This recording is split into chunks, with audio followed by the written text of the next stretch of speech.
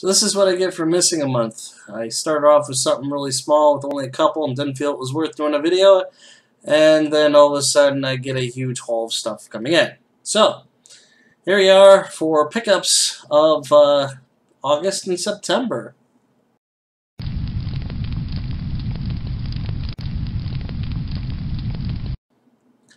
So let's just kind of jump into things here. I got a good stack of stuff.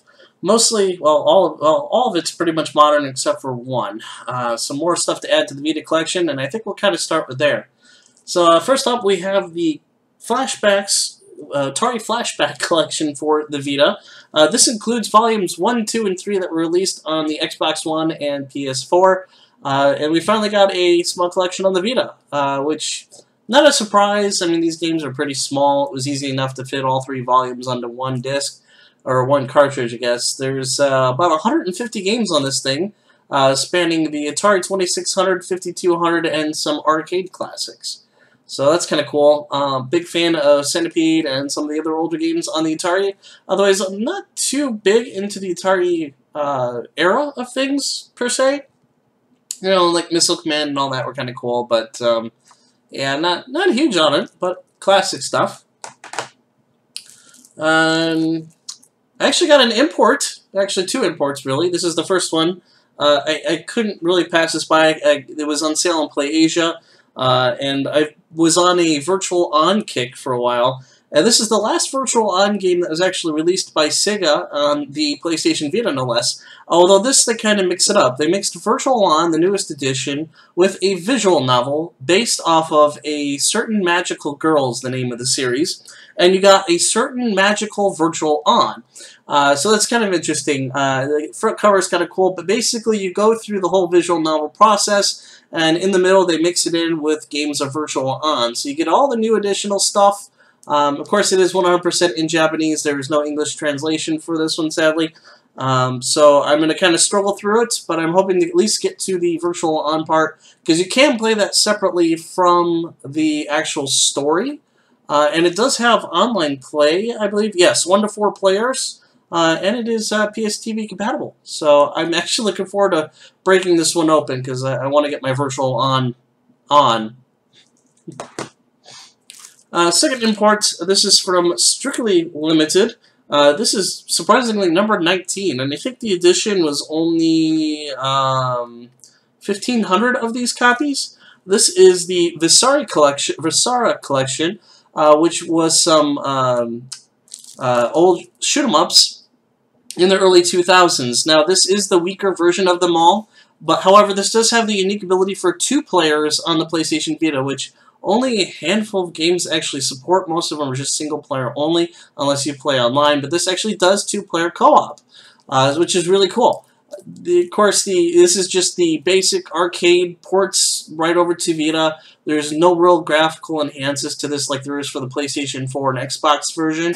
And I want to say it was also on the Switch. I can't remember exactly, but I really wanted it on the Vita, of course. And I may end up streaming this at some point on the PSTV. Then we have another limited run release, and this is Metal Slug 3. Everybody's pretty familiar with Metal Slug, the old run-and-gun games from SNK. I'm a really big fan of Metal Slug 3, and of course I own this on just about every other console to begin with. But now I have a physical copy, since I sold mine on the original Xbox some time ago that I kind of had to. So, last Vita game, this was distributed by Limited Run, but not by Limited Run themselves. This was actually released physically in Europe, I want to say, some time ago, possibly by another company. This is Teslagrad. This is kind of a weird release. I'm not very happy with it, and so are a lot of other people. The packaging design for this was pretty sad, to say. I don't know if you can hear it. Everything is loose inside the box. It wasn't very well put together. The bottom piece can actually slide out, in a sense, and I'm dropping it here. Yeah, it just kind of slides out. But there are some cool things inside of this. We have a little keychain, which has got like a Teslagrad symbol on it. A enamel pin with, I think that's the main character. I haven't played the game yet to really know. My camera's not going to be focusing really well. We have a little, like, kind of a pamphlet. It's not so much an instruction manual. It's just simply you have art on the front, and then on the inside it's just the directions on the buttons for the Vita. I mean, that's it. Just a kind of a weak thing. Then it came with a really cool hardbound art book. So this is the back side, and then on the front side, I mean, I haven't really cracked this open, so I mean, it gives you like character information and so forth on it. But the really cool part about that is the game itself. They have a little steel case. There's nothing on the back side other than the little symbols. And the game actually sits inside of it, and I actually have the game in, so it's just the Vita version. Pull it out here. So yeah, there's the Vita case, and it actually just fits inside the tin, which is kind of cool, and it just sits in there. And a lot of people really like the tin, but a lot of people were upset at the fact too that the tin gets easily damaged or dented because of the fact that the contents inside were loose and just kind of rattling around inside. So beware of that if you ever decide to pick up a copy online on eBay or something when it comes around, and how this whole thing works. It's kind of goofy. So that's Teslagrad. All right, moving on. We've got some oldie stuff here. We're going back to last gen Xbox 360. At the behest of my buddy Mega Matt, he insisted I get this. We found it at a GameStop. This is Konami Classics Volume 1, and this includes Castlevania Symphony of Night, Frogger, and Contra, Super Contra. This is physical. Comes on a CD. This one is complete. Includes a manual and a disc, but it's like a physical version. I want to say the games are included on disc. I'm not 100% sure on that. But he told me there is a Volume 2, but Volume 1 he said is still pretty uncommon. So he told me to snag that, or he'd do something bad to me, I guess. An interesting one, too, I found at the same GameStop. I don't know what it was with that one. I didn't know, I've never really heard of this game per se, but it is by Sega, and it's for the Wii. It's called Wacky World of Sports, and I thought this would be a fun one to stream sometime, just because of how insane it looks. But basically, it's a bunch of mini games that are like mundane things, like you're skydiving while ironing clothing, or you're racing lawnmowers, and some really odd, crazy things. But yeah, I thought it would be kind of cool just to try out, and it was by Sega, so it was just one of those weird things, and it was like $2, so why not? I've been on a Phantasy Star kick. A couple months ago, I picked up Phantasy Star Nova for the PlayStation Vita, since it was pretty close to what Phantasy Star Online 2 is going to be like. That's coming out soon here in the US. But I also found a copy of Phantasy Star Universe on the Xbox 360. So I'm going to jump into this for a little bit, try it out, because it is fully in English. And kind of get my taste. I skipped on this back in the day because I kind of felt Phantasy Star Universe was on like GameCube and all that stuff, and I figured it was just kind of like the GameCube stuff where it's like episode 1 and 2 together, and they just called it Universe, and didn't really do any upgrades, but I guess they did do some graphical uphaul on this, and it is different from the original Phantasy Star Online in a way, so I'm going to try it out. Maybe get into that. I don't know if anybody's still playing it online or not.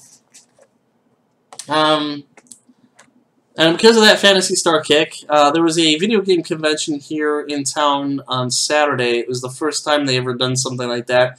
And I kind of roamed around. It was very small. There was only maybe a handful of vendors. But one guy happened to have Phantasy Star Portable 2 on the PSP. And I don't pick up PSP games very often. But I saw this, and I talked the guy down to a really good deal. And I got a copy. He actually had 2 sitting there. And I don't see this game very often anymore. It's kind of tough to get a hold of. This did used to be on the PlayStation Network digitally, and you could get it on your Vita, and then they took it off the store like 4 years ago or something like that, because of the, there was a Pizza Hut and some other actual like franchise logos in the game, so they had to take it offline because those licenses expired, and you can no longer get it anymore, which is really sad because I would love to have this on the PlayStation Vita in some way or another. Unfortunately, that just isn't going to happen. But now I have it physically in the PSP, which I'm going to live with because there's no other way to get this game, and it is a victim of the digital age. So another Atlas release this time around.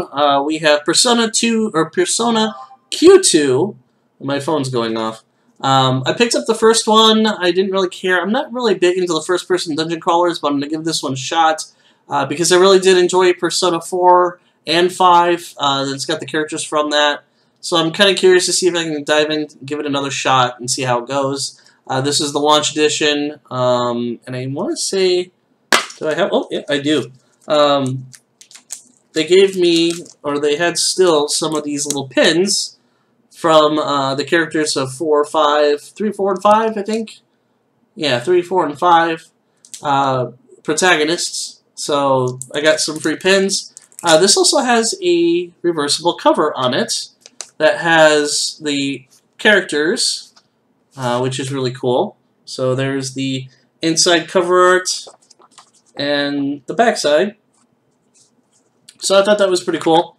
And especially since they're pretty much stopping 3DS games now at this point. I do want to get a new Nintendo 2DS XL. I actually don't have one of those.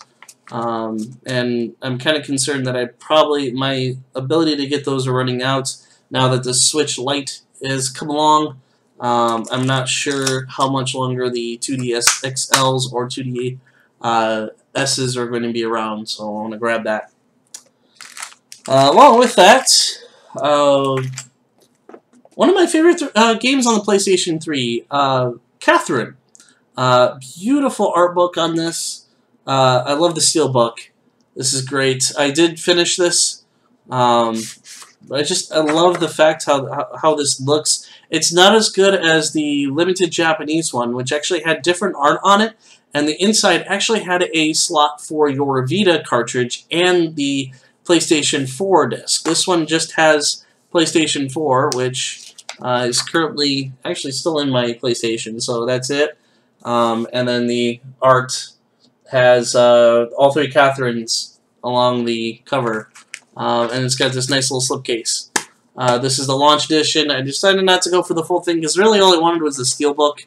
I've been on a kick on getting the Atlas steelbooks, kind of a collection in a sense. So, but yeah, I did get a different ending this time around when I first played it on the PS3. And there's like a ton of different endings for that game. I did like the extra content, the music. They added some stuff from Persona 5. But for the most part, I mean, it's just like the original Catherine. You're not really missing a whole lot if you do end up with the original Catherine on the PS3.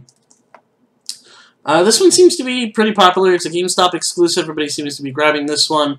I haven't had a chance to play it yet. This is original Xbox released in Japan. That was fully in English, and is probably one of the harder games to find on the Xbox. But they re-released it on the PlayStation 4. This is Mel Wolf Chaos XD, a mech shooter where you play as the President of the United States facing the Vice President. Wacky, out of this world, and it is done from software for those Dark Souls fans. But I need some more mech games in my life, so I ended up picking that up. Lastly, for PlayStation 4, we got, I really enjoyed this series as a visual novel. It was kind of a visual novel meets strategy RPG. I played both of them on the PlayStation Vita. This is Utewaro Romano Zann. It's basically a condensed version of the second game in the series, or the first one that we got here in the US, just done in an action RPG style. It is very short. I think you can actually get through this game in like 6 to 7 hours. It's a grind fest, but you have multiple characters. Each character is kind of unique in a sense, so you're not, just hacking and slashing and going through. But if you want a rundown of the story for that game, go ahead and snag this. It is missing some of the more details from the characters. So there are things that are just kind of thrown at you, and you have don't get a lot of fleshed out backstory from the characters like you do in the visual novel. But it is one that I would highly recommend if you're big into strategy RPGs and you're okay with visual novels. Find the games on the Vita and the PlayStation 4, I think, too. And this is just more of a side for fans who have actually read the series. So I can't really say, well, I'd say if you're interested in finding out some of the characters in the story, go ahead and grab this version. But if you really want something that you're willing to dump 40 hours into and like strategy RPGs, go for the visual novel version. That's my 2 cents on it.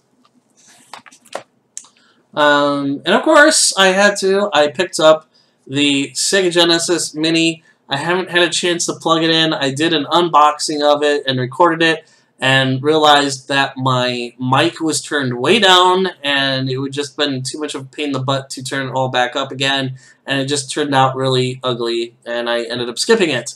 But yeah, behind the scenes there was an unboxing I did for this and I ended up to scrap the whole thing, but I wanted to show that I did pick it up, of course. I had to. There was just no way around it. I really like the controllers. I did compare it to the original 3-button controller for the Genesis and talked about it and all that kind of stuff. But that's forever lost in my backlog of videos. And this is a little spicy. This is a Labor Day only deal from Zenescope. I have been watching for this to come around. They do have a more adult version, but it was like $100 to get, and there was just no way I was doing that. So I went with the standard, cheaper version, and this is the Cosplay Labor Day exclusive. There was only 350 of these printed for Grim Fairy Tales number 30, and it's a cosplay of Sonic the Hedgehog. Avert your eyes, children. So, that is my pickups for the last 2 months. We're now entering or going into October. Not a whole lot coming down the pipeline. We probably have one more release in October for Vita coming. Strictly, or not strictly limited, but Play Asia or East Asia Soft has warned there are more Vita games coming, so that's something I get to look forward to. My poor wallet is crying. And I'll be playing a lot more Phantasy Star. So I hope to be streaming some of that stuff either here on YouTube or over on Twitch or even for Megavisions. So look forward to that.